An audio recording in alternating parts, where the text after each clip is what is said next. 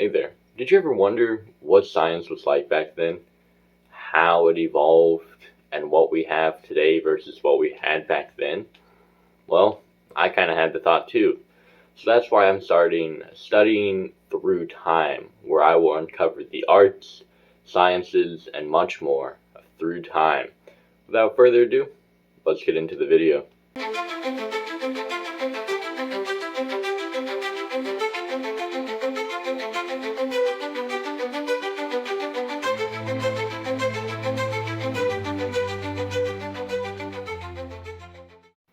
Now, we've come quite a long way, from first the discovery of fire to now our advanced medical field. But it hasn't always been this easy for us. Let's go back in time. First begins the prehistoric era, where we discovered fire, also discovered tools. That's right, making wooden tools and sometimes even stone tools. These helped out a lot with building their homes, which was mostly tents and sometimes living in caves as well. But let's not overlook fire. Fire was very important. It cooked food, kept people warm, and later on, it even came to the power and how we have power today. And finally, a last one. I know in prehistoric times you wouldn't think this, but herbal medicines. This helped out a lot. It saved lives and also helped with just basic wounds. And this evolved to our advanced medical system we have today. Next, we have the Egyptian era. This came with astronomy, the law of space, and how it works, how it moves, and astronomy has helped the space exploration a whole lot. We also have calendar, helps us stay organized, and also it just keeps us running throughout the day. It helps us know what date it is and what we need to do. Next, we have engineering. Without this, we wouldn't have this nice architecture. We wouldn't have houses. We would still be probably living in tents and caves, but with this engineering came the pyramids, one of the most strangest creations out there, and still people think it's made from aliens. Now, we have, me personally, one of my favorite times is Greece and Rome.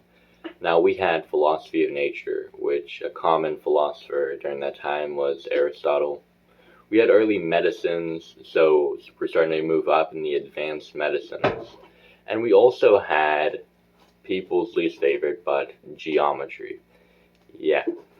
So geometry arrived in this time period where Greece and Rome dominated the world. It's the expansion of China and India. They came up with Ayurveda, gunpowder, acupuncture, mathematics, and metallurgy. These helped out a ton. Gunpowder helped out with our modern war and how it works. Mathematics, of course, well, it helps out with almost everything. It's the universal language. And then the others, well, they have their own importance. Now, Ayurveda was a traditional Indian system of medicine that aimed to maintain health and treat diseases through a holistic approach. Metallurgy was a branch of science and technology concerned with the properties of metal and their production and purification. So with this came purified metals that we use a lot today. And then also acupuncture was a traditional Chinese medicine technique that involved inserting thin needles into specific points on the body to treat various conditions, including chronic pain, nausea, and insomnia. Next is the Middle Ages and Islamic Golden Ages. Now, Islam ruled a lot of the world during this time, and they came up with a whole bunch of stuff and honestly helped Europe to get back on its feet through these Middle Ages or the Dark Ages also. Now, they most famously came up with algebra. I know, the math that I think we all can agree that we hate. Then came Europe and their scholasticism, cathedral engineering, and first universities. Then also came China and its printing, Printing has been a very big thing for us. Without printing, we wouldn't have books, we wouldn't have newspapers, we wouldn't have any of that. Also, compasses. Compasses are still used today for cars, planes, even the military uses compasses. Also, advancements in astronomy. This grew astronomy to what we have it today, and without this, we would not have. We wouldn't maybe even be able to go to the moon and explore the rest of our galaxy. Now, the Renaissance came with the real change. We had the heliocentric model made, which is the Earth is not in the middle, rather the sun is in the middle and we rotate around.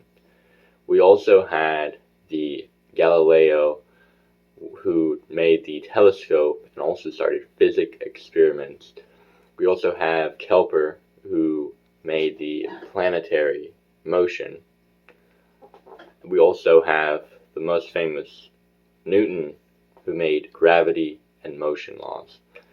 Also, the printing press expanded and spreading knowledge across the whole entire world, making everyone have access to this type of stuff. Almost everyone, that is. Then we have the Enlightenment century, 18th and 19th century. Now, this came with chemistry, biology, medicines, physics, and industrial revolution.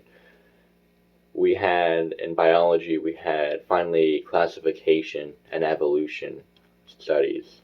Medicines, we had vaccines and germ theories. Physics, we had electricity and magnetism. And then in industrial revolution, we finally had the steam engine. This was a revolution in how we move today. And also, of course, we have engineering advances. Don't forget the factories that started to grow. And without that, we would not probably have the modern day. Although there was many casualties, a lot of child labor was used, and a lot of pollution happened because of this. But without this, we would not be where we are today. Now, the 20th century came a whole lot of stuff. First, we had Einstein and him making relativity. We also had quantum mechanics. We had space age, where we finally launched rockets up, and even the moon landing during this time. We also had DNA discovery and how it works.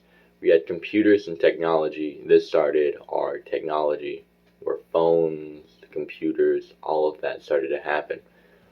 We also had medicine, antibiotics, and modern surgery finally started to happen during this time. And let's not forget the 1920 boom in inventions, from vehicles to also the light bulb and so much more. This was an incredible time for the Earth and how it works. Here we are in the 21st century. We have AI and quantum computing, something that is revolutionizing the way the Earth works. We also have CRISPR and genetic engineering, helping to protect the body and also study it more. We also have climate science and renewable energy. This way we can finally stop the pollution and start making a very positive impact to Earth. We also have space exploration, Mars rovers, James Webb Telescope. These have completely changed how we can see the whole entire universe, and also if there is truly life or was life on Mars. And then finally, the increasing in medical science, immune therapy, and personalized medicines. This has game changed the whole entire world by helping people truly get the proper treatment they need. Now, the future is definitely on the horizon. I think we can start seeing some changes. We might see increasing in medical and also increasing in our science fields. This is a future that we can all hope for. A future where people don't have to be in pain anymore, but we can start helping them. So let's make a difference today and start being the change we want. Thank y'all for watching Science Through Time, and welcome to the new series of Through Time.